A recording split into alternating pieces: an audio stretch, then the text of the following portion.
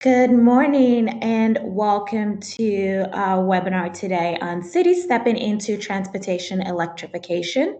Thank you again for joining us. My name is Simbia Yusuf and I will be moderating this webinar today.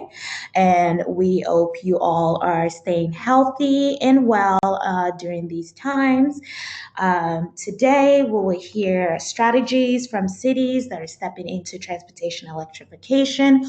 We'll hear from consumer engagement efforts to electrifying city fleets and to policy toolkits. Attendees, please be sure to submit all your questions through our attendee chat. We will be getting through the questions at the end of all the presentations today.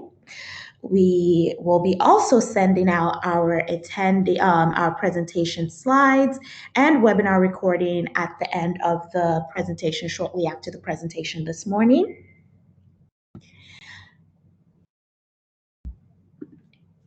And we will always start with a brief introduction to Fourth, who we are and what we do.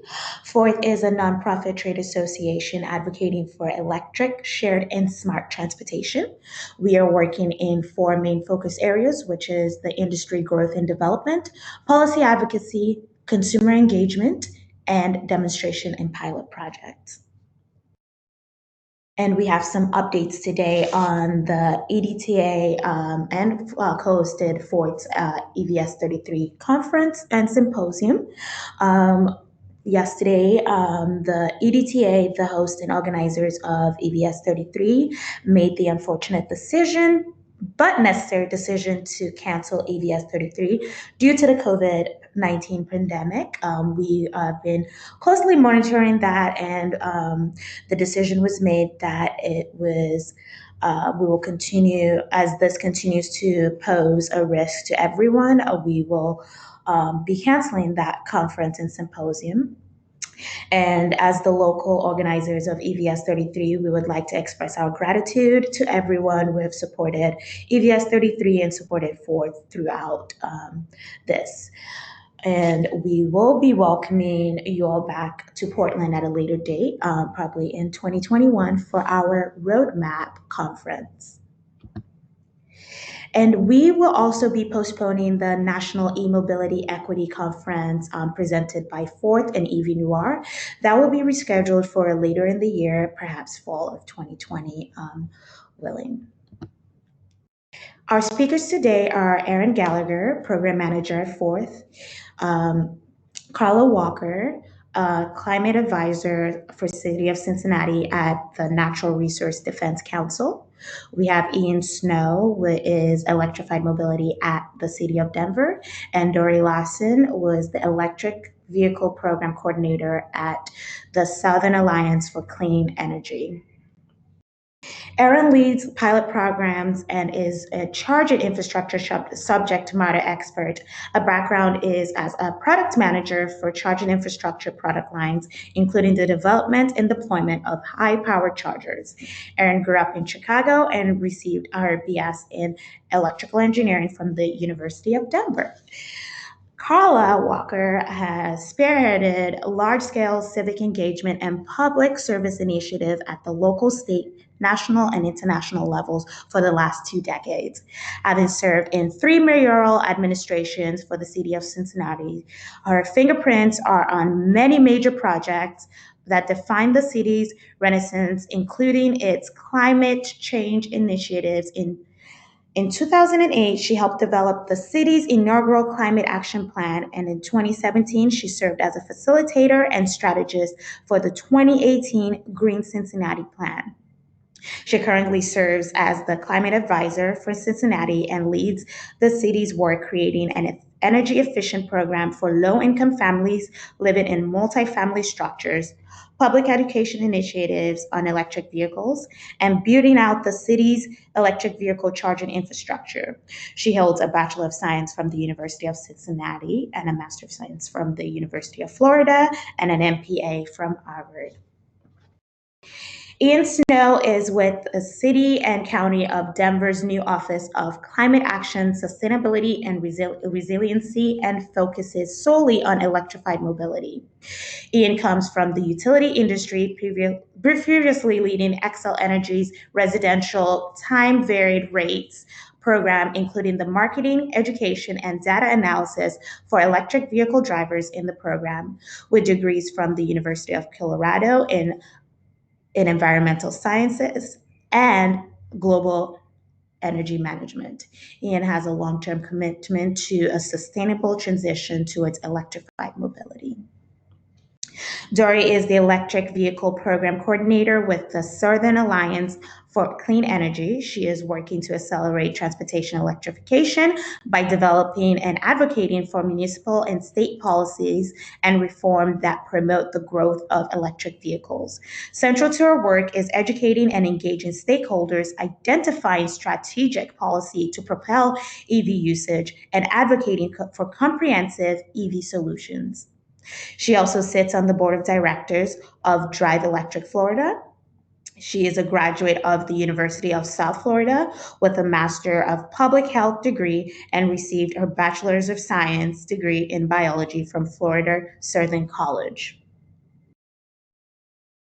Today, we'll have a brief introduction to Bloomberg American Climate Cities Challenge. We will talk about Green Cincinnati, Denver's fleet electrification, and SACE's Electrification Transportation Policy Guide. As a reminder, we ask you all to please ask your questions through the attendee chat, and we will get through them at the end of the presentation today. And with that, I will pass it over to Erin.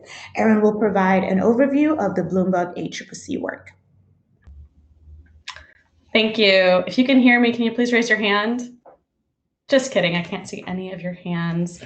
That was kind of a joke to lighten it up a little bit. We were supposed to be doing this in person in Denver earlier this month, but unfortunately, due to COVID-19, everything is being pushed virtually. So we do appreciate you still joining us and taking this opportunity to learn from these great cities and organizations. I'm a program manager here at Fourth. Most of my work is based within the Bloomberg American Cities Climate Challenge. That is work that is done across 25 different cities, funded through Bloomberg Philanthropies. This is meant to be a program that over the next 2 years, lowering emissions to meet the Paris Agreement goals through a number of different actions. This is also the connection point for all of the speakers today.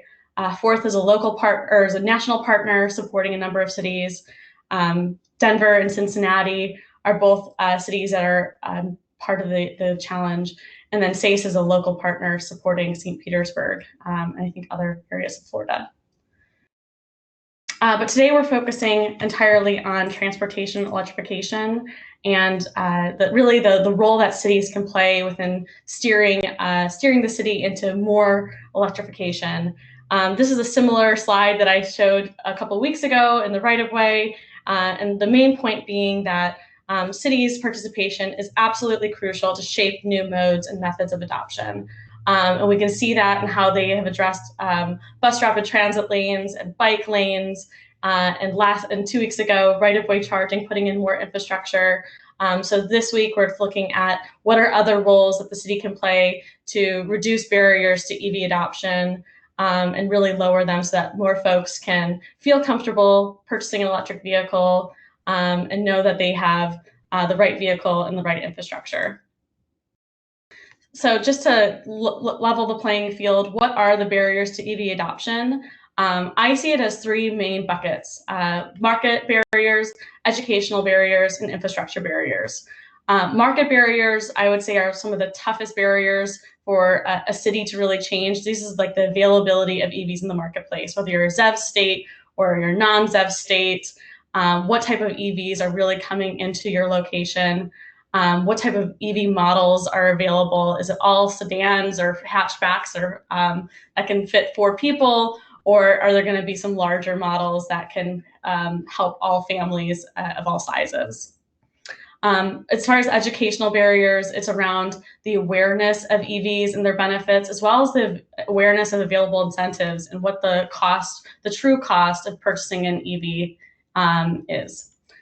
And then thirdly, the infrastructure barriers. And this could include both public charging, corridor charging in the city, public charging, as well as home charging availability. As we'll hear a little bit more throughout these presentations, not everyone has a driveway or a garage where they can charge, so that can become a major barrier. And we're looking at different ways of how cities can really support those who don't have that access. As far as actions go, we've lumped them also into three different sections. The first being education and incentives. This looks like consumer engagement campaigns, ride and drives, potentially a city incentive that's being developed. The second being empowering local stakeholders, community stakeholders, as well as bringing together industry stakeholders. This is where a lot of the best programs are designed, bringing together both the community and drivers, as well as charging infrastructure providers and utilities, and identifying where is that gap where you can put together a program to bring more infrastructure, to lower the cost of ownership of these vehicles. Those are where the city can really do a great job in facilitating that discussion and identifying what the next steps are and how to build that roadmap out. And then the third section we have is policy, where you'll hear from SACE and a couple others around EV readiness, and also the MUD right to charge, so that all folks in apartments and condos have access to charging. I want to give a couple examples of what we're doing in cities. The first being Charlotte, and we're doing some actions around education and incentives.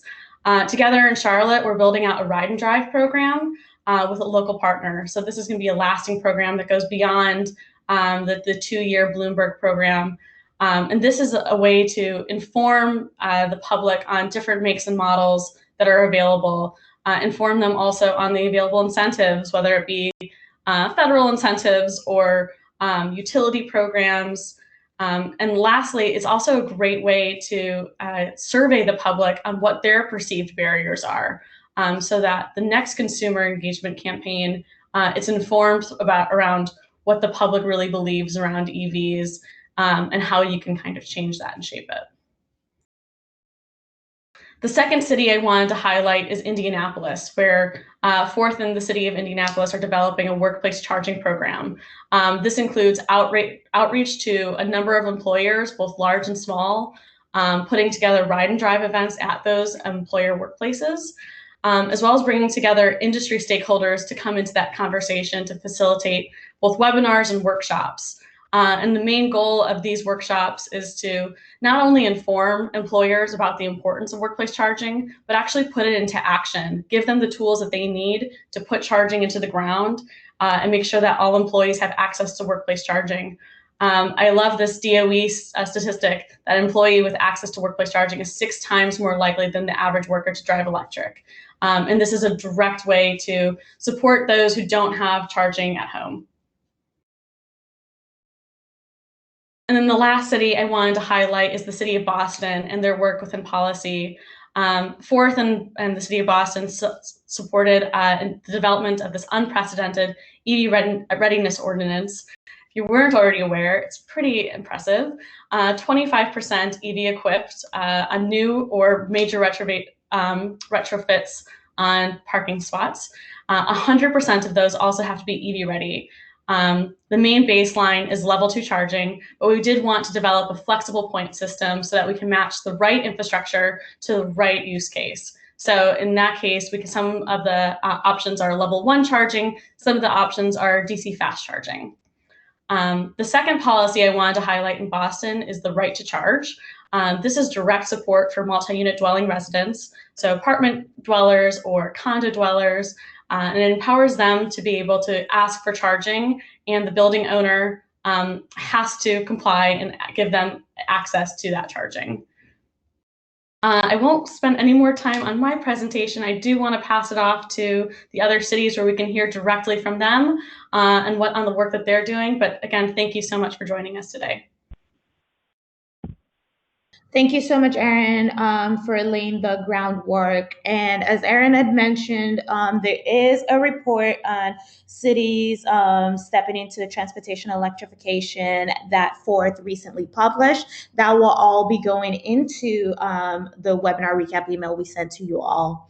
And with that, we'll hear now from Carla Walker on Cincinnati's Green Plan and the consumer engagement efforts. Great. Thanks. Can everyone hear me? Okay. Good morning or afternoon, everyone. I'm Carla Walker. I'm the Climate Advisor for the City of Cincinnati. And as an advisor, I am an NRDC staffer seconded to work in and with the city to support development, implementation, and management of some of their climate actions. Before I dive into our EV Cincy project, I want to provide some context around Cincinnati's climate work and their goals. 2 years ago, the Office of Environment and Sustainability released the revised Green Cincinnati plans to reduce 2006 carbon emission levels 34% by 2023 and 84% by 2050. And it was a citywide, huge public engagement process that was developed around 3 pillars: sustainability, equity and equality, and resilience. And the result of which yielded 26 measurable goals across 80 high impact and most feasible recommendations.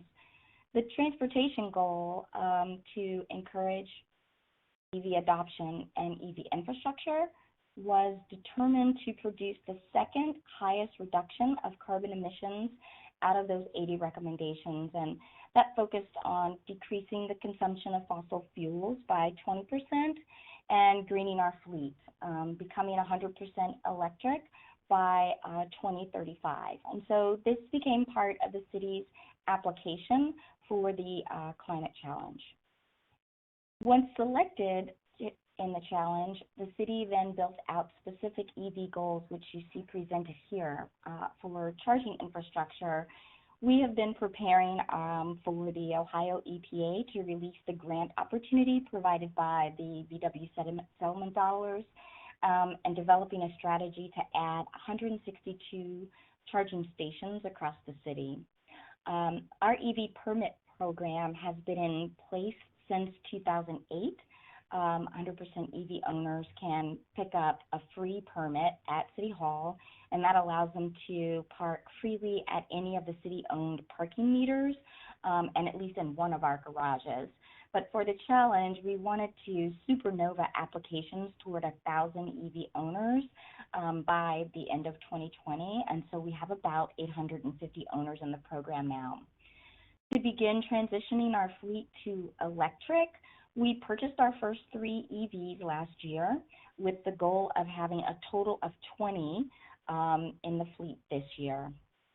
And the consumer goal for EVs in the city was to build awareness around and educate 10,000 residents about EVs, the benefits of EVs, and what our EV strategy is. So, how do we get to 10,000? Sounds easy, but it's not. And what is meant by education or awareness? Our solution for this was to create EV Cincy as a platform for that educational goal. We've been working in partnership with the challenge support team at Fourth and the Electrification Coalition, but we've also been engaging local partners to help us implement this work. And there are 5 elements to the EV Cincy platform. The first is having a presence at community events, both large-scale, iconic Cincinnati events, as well as targeting neighborhood events, so we are ubiquitous within the community. Here, of course, we counted ride and drives, completed consumer experience surveys, but we also counted the number of engaged conversations our volunteers had with event attendees, and our volunteers were were EV owners. Second, we began engaging businesses and organizations with presentations on workplace charging and the city's EV strategy. So we offered to set up employee ride and drives, lunchtime presentations, and even working with those businesses or organizations to help them determine workplace charging needs with things like, helping them to create employee surveys. Third, we created professional development opportunities for city employees interested in helping with the EV infrastructure build out. So from workshops to webinars and peer-to-peer learning exchanges, those opportunities also helped us identify departmental champions who could take ownership of the work post-challenge. Fourth, we connected with dealers, obviously for vehicles at our ride and drive events, but we also wanted to demonstrate that we could help connect them to EV educated consumers through a variety of events. We also offered them presentations to their sales team about the city incentives and some of our programs, latest EV trends and policies to enhance their EV knowledge. After launching the EV Cincy at the end of the 2019 event season, and with all of that work, we had logged about 1,000 educated residents out of our 10,000 goal. We needed to badly scale up our efforts, so we created the EV Cincy Ambassador Program to serve as our street team that would help us reach more events, connect with more communities, and touch more residents. These ambassadors would receive training on EV programs, the basics of EVs, but also the logistics of how our events would work, and understand how we counted in educational engagement. So we launched the enrollment in February. We had about 18 people sign up, and we spent about 4 months developing and building out a robust event calendar that would see us hit our year-end goal, and that meant that we needed to be educating about 750 residents a month. So our in-person ambassador training series was scheduled to start in mid-March, but then, as with everyone else, we were kind of knocked back with the pandemic response with event cancellations and social distancing. EV Cincinnati was kind of designed based on the tenets of community outreach and engagement, which were basically decimated under COVID-19. So we've kind of pivoted and started thinking about what this would look like in this new phase of the new normal. And we have this 4-point contingency strategy. We are working with our our communications team at the city to create a landing page that will house an overview of Cincinnati EV activities and provide some downloadable resources.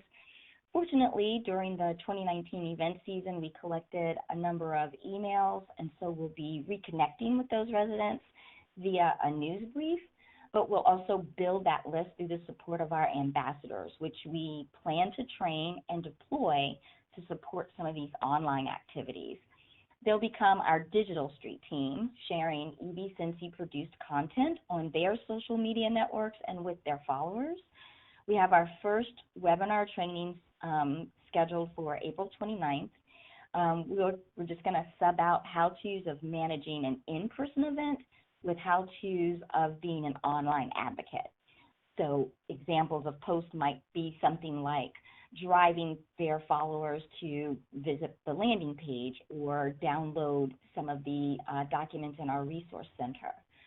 We're also working to create a series of online chat events with EV specialists within the industry, trying to create a dialogue with the public. It's kind of what would have happened anyway at our events in the BC world before COVID-19, but we're going to experiment with this in the virtual realm to see what we can do. It's one more opportunity for us to continue to educate the public about EVs, even under this current public health crisis. So I'll close with a note that our contingency plan will go into effect starting next week, and we're not quite sure what to expect, but we're hoping for the best. We're going to remain open, flexible, and creative as we address any hurdles that might come up as we continue to step into electrifying Cincinnati. So that's it. Thanks so much. Thank you so much, Carla. And now we are going to move it over and we'll hear from Ian Snow, who will discuss the Denver's fleet electrification plan. All right, thank you for the intro. Today I'm going to be talking about Denver's overall EV plans, our ongoing fleet electrification, and then a couple of innovative mobility projects that we have going on.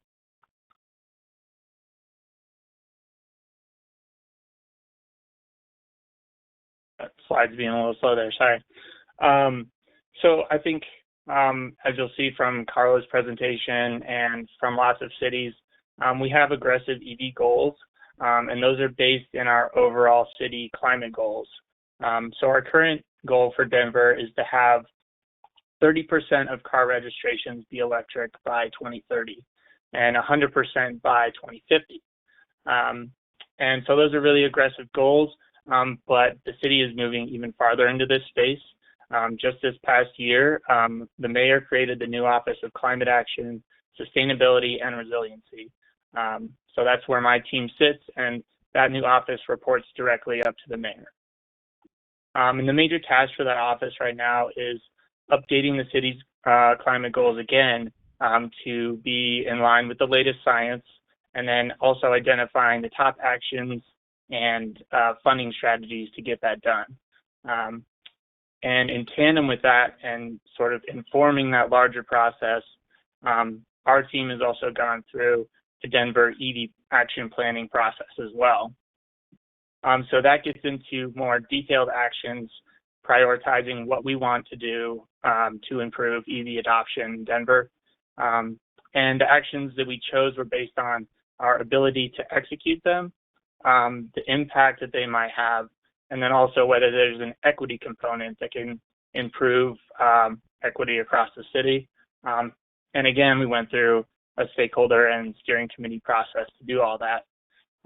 That plan is posted just this last week on our website, so I encourage you to go check that out. I think we can have that posted in the recap. And that'll give you an idea of kind of the whole scope of actions that we're pursuing, but want to focus on just a couple here. The first being our fleet electrification. So in 2017, our mayor set a goal to have 200 EVs in the city fleet by 2020, and that's out of about 3,200 total vehicles. We are on track to meet that goal. We don't have all the vehicles purchased yet for 2020, but we should meet that goal even with COVID. We've had our purchase orders out for the vehicles for a little while now, so we're really excited to be able to meet that goal still. Seeing the success that we've had with that 200 EV goal, we've also set out a new policy for our fleet managers that EV eligible vehicles within the fleet will be considered to be replaced by EVs first rather than considering ICE vehicles first. And we're going to base that EV eligibility on the 4 criteria that you see below. So that's, first of all, availability.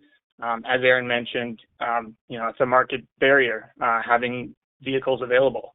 But we're going to look mainly at the state awarded bid prices. Is there a dealer offering a guaranteed price for an EV that we could buy?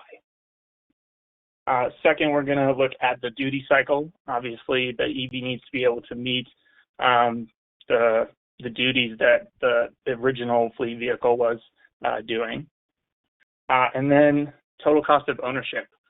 We want to keep that within 10% of the alternative ICE vehicle.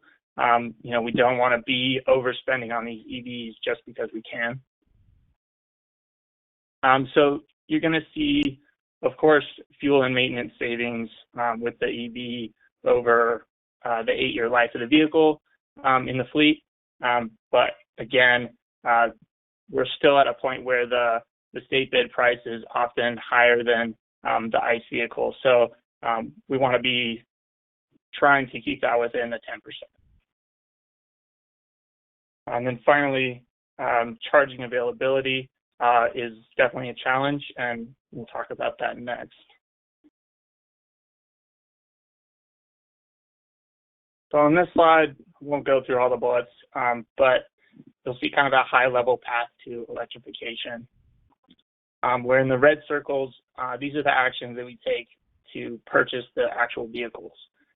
So first, do some telematics, and obviously that EV eligibility, and then it's just going straight into purchasing. But there's all these steps for infrastructure that need to be done first. And as you can see, there's many more steps, and we found that it's more challenging and more expensive to do the infrastructure side. If your garage needs a transformer upgrade, for example.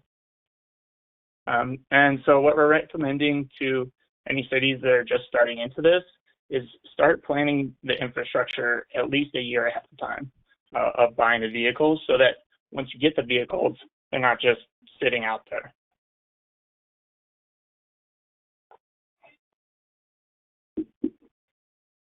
We found that through this challenging process, collaboration is obviously critical.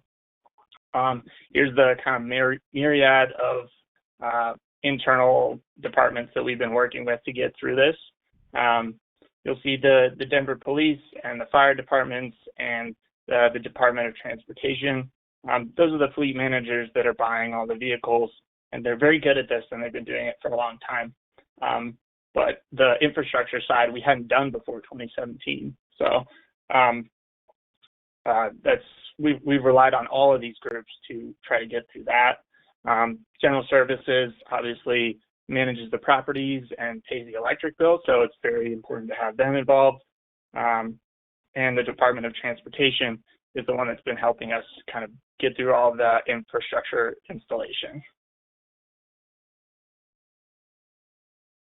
So just with a couple of minutes left, I want to touch on a couple of these innovative mobility projects that we've had going. We love EVs, but the goal is not to get more cars sold. Denver wants to be cognizant of keeping single occupancy rides to a minimum.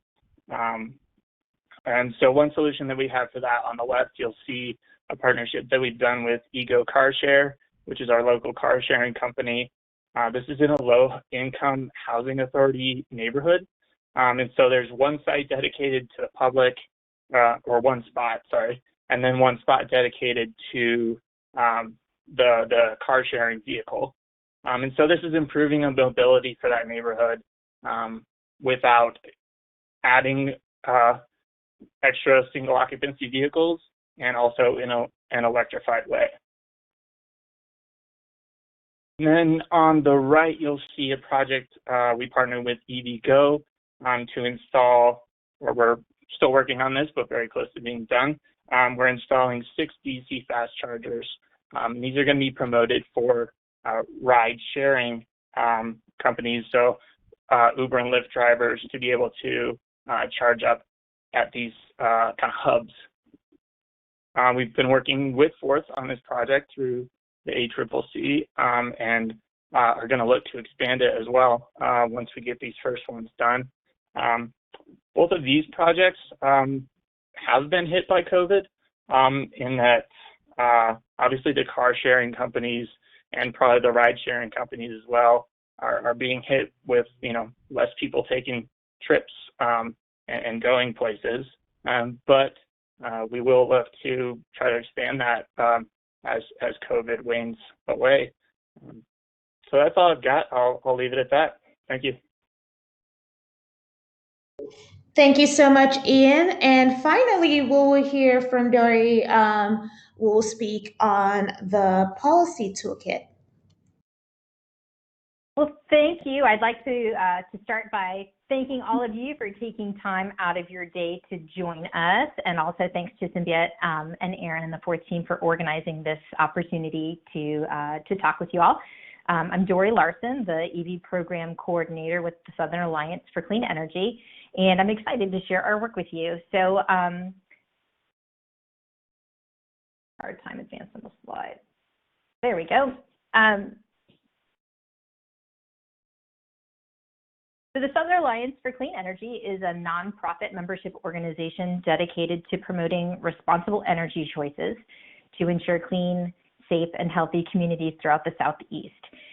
SACE's broad electric transportation work is housed under our Electrify the South campaign. And Electrify the South engages local and state governments and utilities from Tennessee, North Carolina, South Carolina, Georgia, and Florida to advance electric transportation. So one initiative of Electrify the South is the Protect Our Coast Drive Electric campaign, and I'm leading on this campaign in Florida. It's a campaign to work with local governments to accelerate adoption of electric transportation through a comprehensive suite of policy options that a local government could enact, and we call it our policy toolkit.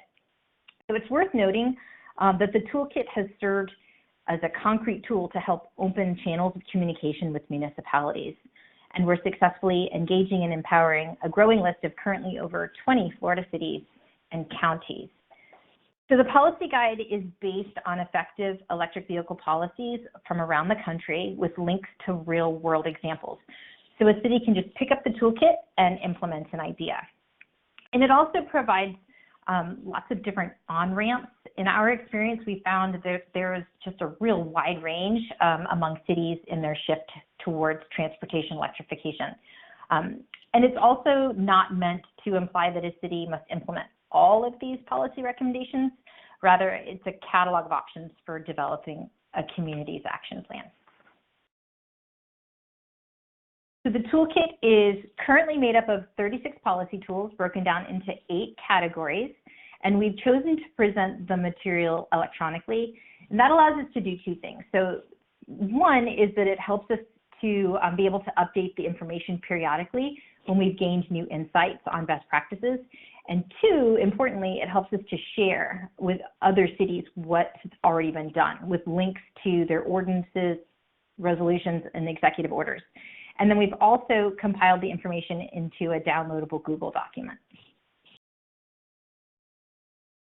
So the first tool in our toolkit is to create an overarching electrification plan and roadmap for the community that can incorporate different elements from each of the 8 categories. And our work across the region has demonstrated a few themes that I wanted to share. So the first is the need for coordination across a multitude of departments. So to echo what Ian said, transitioning to an electric transportation system requires a good team composed of leaders from all the departments that will impact and be impacted by transportation electrification. And it's really important to include your communications team so that they can tell your story really well. The second main overarching theme is the importance of baking equity into all aspects of your transportation electrification efforts. The fourth, Carla mentioned in her presentation, is the value in providing ongoing education across your entire staff. So as with any emerging technology, transportation electrification is quickly evolving, and it's a challenge to ensure institution-wide understanding grows with it. Like, for example, the range of EVs. It wasn't that long ago that the range was under 100 miles. So if employees aren't updating their knowledge, they may be misinformed about current capabilities of the technology. And then the fourth main thing was to be mindful of opportunities to weave your transportation electrification plans into other priorities that the city or county already has to help build capacity. So the last point about creating a plan is that having a strategic transportation plan in place can be leveraged to pursue federal and state grants, which are often very competitive. The second category in the toolkit is to establish fleet goals. A really rewarding part of my work is connecting cities that have had success in establishing EV strategies with cities that are just starting to get into the work. And these policies can come in the form of resolutions executive orders, or simply updating procurement policies. But building those relationships and being a conduit for that trusted peer-to-peer experience is another way that we at SACE are advancing transportation electrification, and it's part of my job that I really, really enjoy. The toolkit also includes the concept of leasing to own options in order for municipalities to gain access to the federal tax credit, and we include the Climate Mayors Purchasing Collaborative to connect them with the work of the Electrification Coalition, one of our partners that can help them. So the third category is establishing public transit goals. Transit buses offer significant emissions and operational cost reductions. And one innovative example is from the American Cities Climate Challenge city of Orlando. So the Central Florida Regional Transportation Authority, it's also known as LINCS, received a $1.9 million low no emission grant from the Federal Transit Administration. And they're using those funds to purchase 7 all-electric Proterra buses. And the municipal utility, Orlando Utility Commission, and the City of Orlando are matching funds to cover the premium of the batteries and to provide charging infrastructure. So when the batteries have run their lifetime for use in the buses, OUC will deploy them for a second life as energy storage. So that's a creative, innovative solution that we like to point out.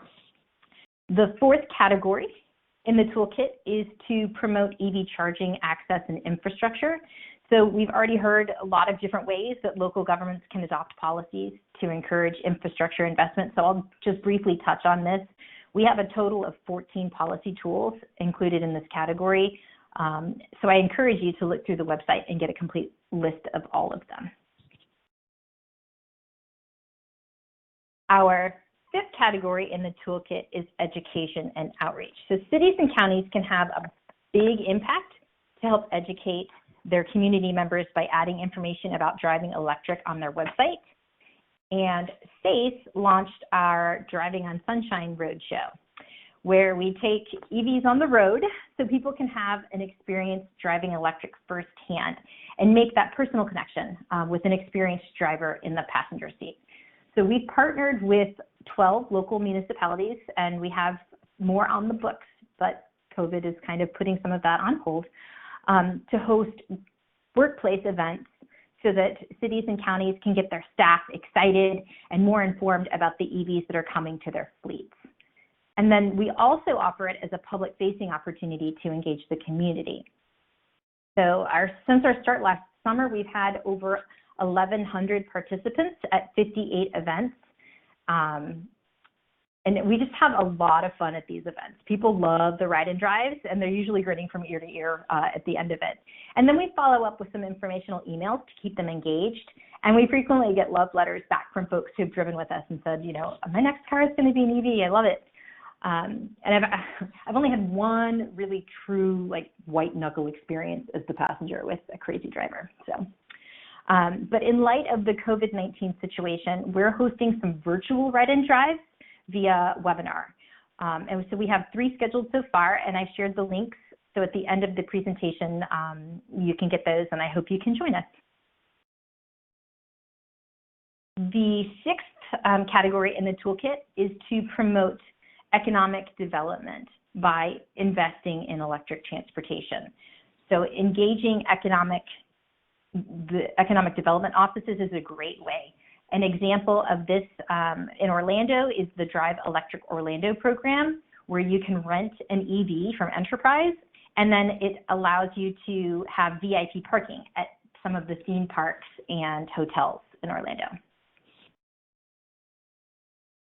The 7th bucket in the toolkit is expanding equity and access. African American, Latino, and low and middle income communities are facing the worst impacts from climate change, and they experience disproportionately negative impacts from pollution caused by the transportation sector. One report from the Union of Concerned Scientists found a 66% higher exposure of air pollution from vehicles among communities of color than for white communities. And a recent study from the Harvard Chan School of Public Health found people with COVID-19 who live in U.S. regions with high levels of air pollution are more likely to die from the disease than people who live in less polluted areas, really underscoring the negative outcomes of race-related health disparities exacerbated by transportation pollution. Addressing and reducing these disparities is especially impactful to frontline communities. Electric transportation reduces emissions, pollution, and improves air quality, even more so when paired with renewable sourced energy. So policies that increase access to electric transportation and charging infrastructure in traditionally low and moderate income communities can have significant impacts. SACE is partnering with the City of St. Petersburg to engage frontline and low and middle income communities, including hosting events, increasing infrastructure, and creating public-private partnerships. And after COVID-19 regulations are lifted, we will continue with that important work.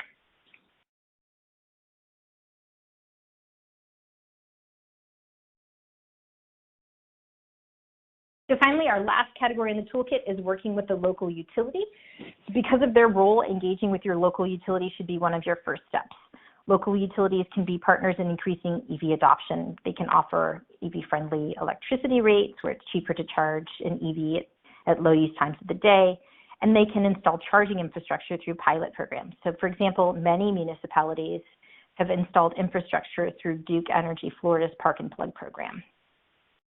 That wraps up the toolkit. So I would encourage you and invite you to please check out the toolkit for yourself at electrifythesouth.org and join the Electrify the South mailing list to stay current on our EV events and to receive updates via our monthly newsletter. So thanks for your time.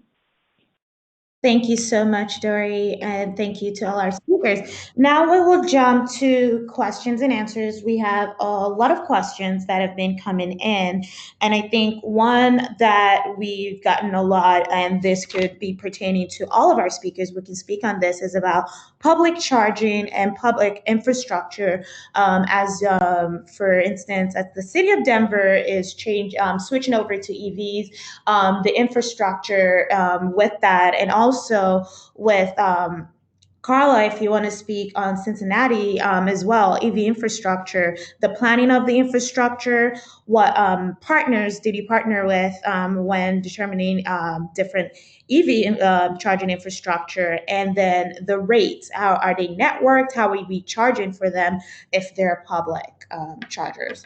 So I will start it off with Ian. Yeah, so the main way that we've been putting in public EV infrastructure up to now has been obviously, like we mentioned, a couple of those mobility projects with EVgo and EVgo Car Share, but we've also been working to put in a number of sites on city property. So a lot of libraries, rec centers, and parks. We've been working with those departments to find suitable sites where we can put in one or two level 2 chargers. And that's been quite successful. I think we've got about 15 that have been operational for some time, and we're close to adding an additional 10 to 15 right now. Thank you, Ian. Carla, do you want to take a stab at that question as well, EV infrastructure?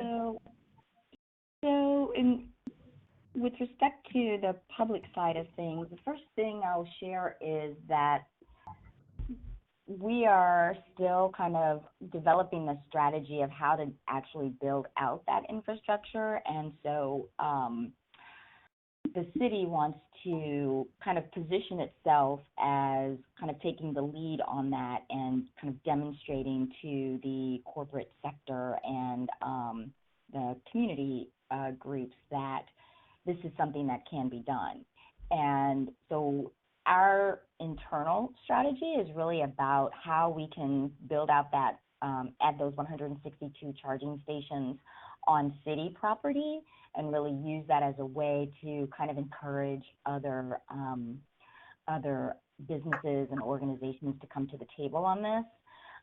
But even in building out that strategy, we're working with our 2030 district members and our 2030 district to connect with some of the larger employers in the city and work with them with workplace charging and seeing if there's an opportunity that they can be involved in what this build out looks like.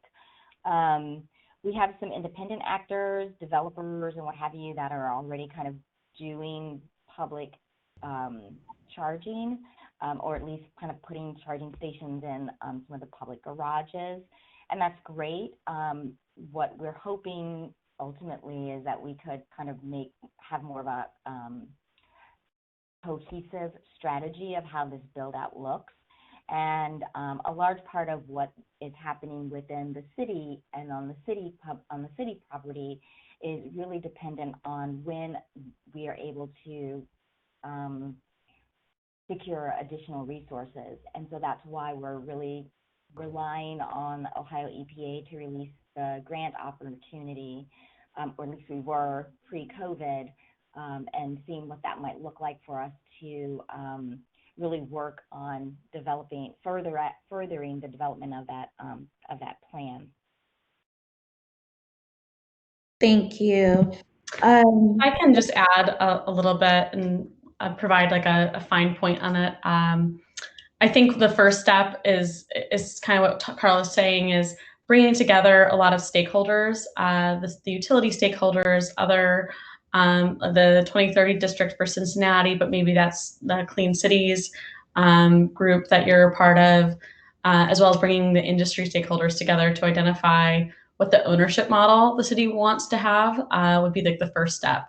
To understand if the city wants to own and operate charging, and also identify ways that the city can participate that might not be owning and operating the charging infrastructure. And so that could be as a site host for right-of-way charging or city-owned or municipal lots. And it also could be as a partner in streamlining the permitting, or just being the facilitator and bringing all of the folks together to develop a plan and execute that plan. Thank you, Erin. And 2 weeks ago, actually, 4th, we hosted a webinar on right-of-way charging, and we hosted with 3 cities doing right-of-way charging, and that can also provide more information of how other cities right now are thinking about right-of-way charging, piloting right-of-way charging around the cities and what they've done. And we will share that link in the webinar recap for anyone that wasn't able to attend that webinar. And the next question, I think, will go to you, Dory. And the idea of the virtual ride and drive, can you give us a little bit more information of what that entails when planning it, and visually, how is the experience going to be different for, obviously, consumers can get into the cars, but how will that be different, or some of the similarities that we can expect from a virtual ride and drive? Great question, thanks. So what we did was we filmed. I had my family help. So we filmed a ride and drive with filming from the back seat. So the view is a little bit different of the, in the car. We did do kind of a walk around of the outside. It's the drive is happening in a Tesla Model 3. So we go through a lot of the features of the car and then show the acceleration. And then we're going to pause the presentation at different points to allow for question and answer. So that's something, people have lots of questions as they're doing the drive. So we wanted to be able to accommodate that. So that's kind of how we're seeing it, that it will go. It's a webinar that you register for, and then, And again, those links will be added to the webinar recap as well. And in regards to the consumer engagement, this is posed to specifically Carla, but I think all our speakers can speak on this. How are you relying are using social media now as a primary function to reach audiences when it comes to EV ambassador engagement? And how do you gain followers on your social media channels to promote events that are now going virtual that needs the community or that needs consumer engagement? So, okay, so we're just starting this. The original plan for Cincy EV ambassadors did not include a social component, or not in the sense that it is what it looks like now.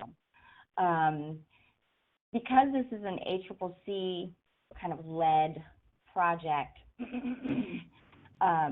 we do not have EV Cincy social media handles.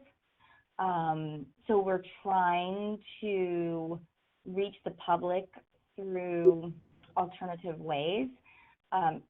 Ideally, getting the information out there through these EV ambassadors and hoping to drive their followers and folks on their social media channels to our landing page, which, you know, in terms of determining what counts as another hit towards that 10,000 goal, we're looking at, can we count website views, or can we count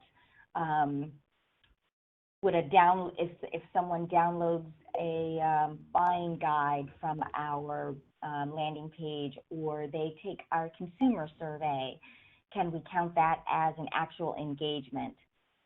So again, it's really an experiment of how we're going about this now, because, like I said, the original concept of EV ambassadors was really to have them be our street team to add capacity to what was a two-man operation last year of trying to get to events. So I hope that answers your question a little bit about the way in which it's happening now with EV Cincy. This could evolve, obviously. We just are operating in an unknown territory. Mm.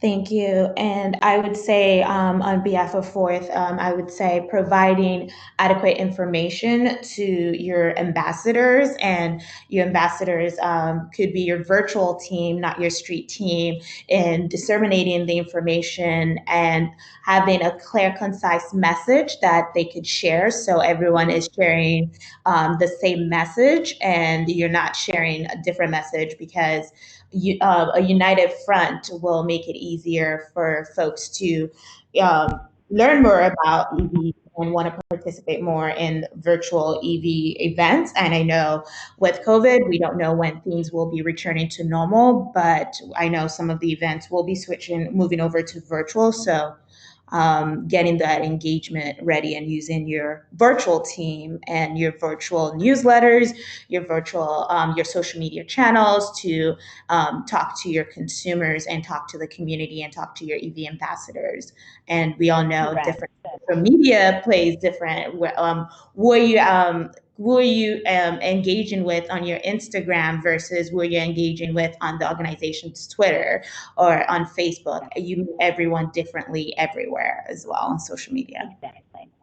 Our plan with this is these are volunteers, so we don't want this to feel like it's a job, and we don't want to overburden them. But the thought is that every week they will receive an ambassador mission, which would include, you know, this is the message or the action we'd like you to take for this week, that they can post on their social media feeds. And again, looping that back into making sure that it's some action they're asking of their followers, so we can somehow track it to begin counting some sort of online engagement metric. Yes. And one question would be for city fleets. What percentage, and Ian, I'll let you start with this first. What percentage of the EV fleet account for all of the city fleets in Denver?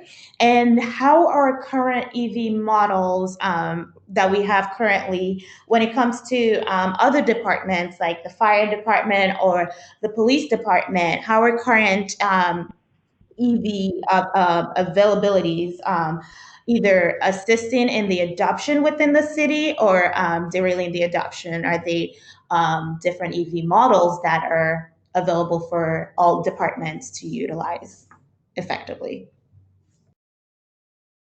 Sure. Yeah, so on the percentage, we're currently at 119 of our 200 EV goal, which is, I think that's about 3.5%. Once we finish purchasing the rest of the vehicles for this year, that'll be 6% or so of the total fleet. So, still a small percentage, but, in terms of, looking at where the percentages for EVs overall in the larger world, we think that's a pretty good spot to be at for now. And obviously through the work that the Climate Action Office is doing to re-up all the goals, that will probably increase going forward as well. As for the question about the different availability for fleets, obviously we're not finding any EV vehicles at this point that are suitable to replace like the police interceptor vehicles, just because of the extremely high utilization of those vehicles. They basically are never not on the road, so it'd be very difficult to have any of them taken off the road to charge for some time. So that has been one challenge in terms of police and fire fleets. But overall, I think most of the replacements have been in our public works fleets. Thank you. And we'll go into one more question to wrap up the Q&A.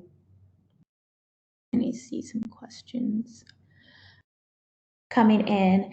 And I think the final questions would be in engagement with utilities when you're developing infrastructures as well.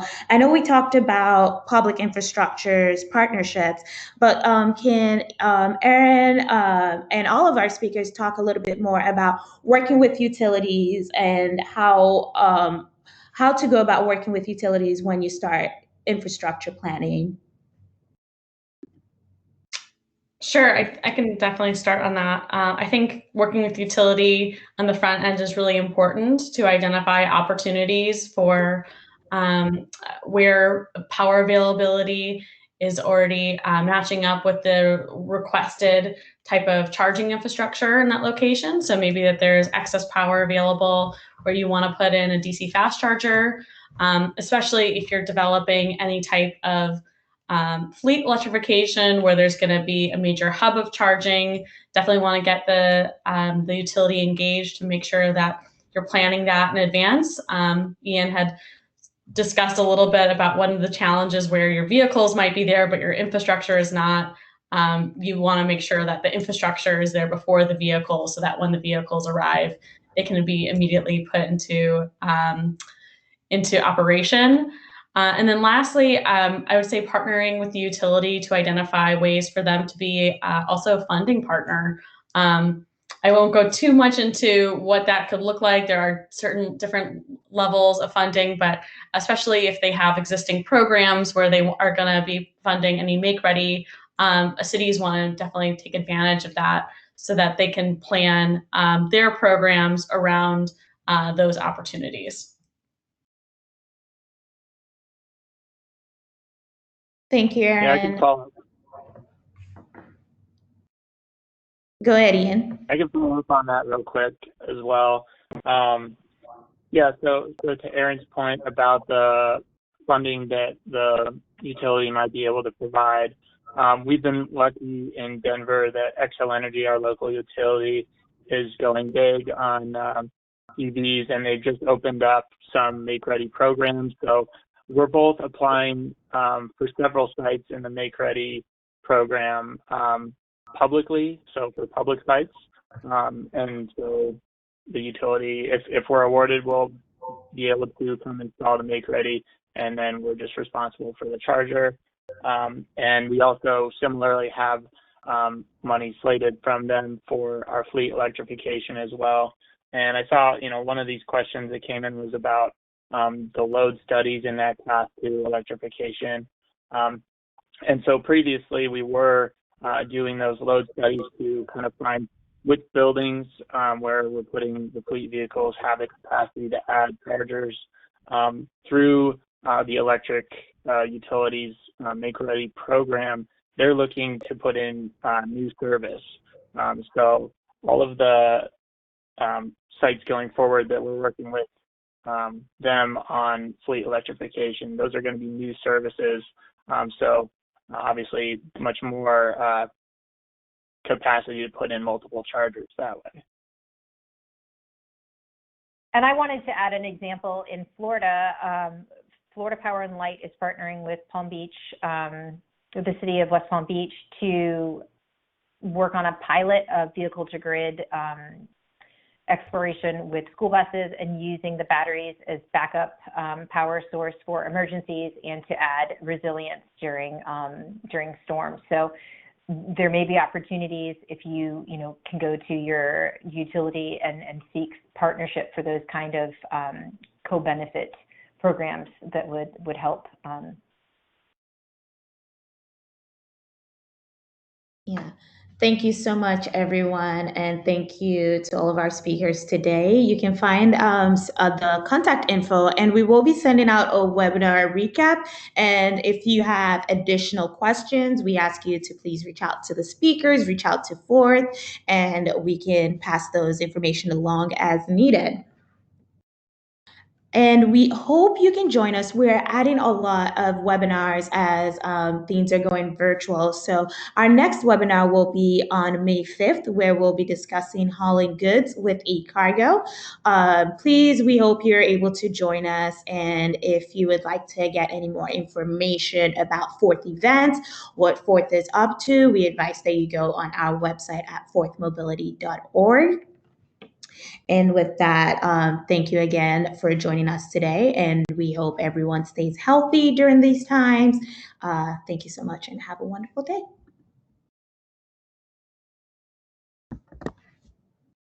Thank you so much.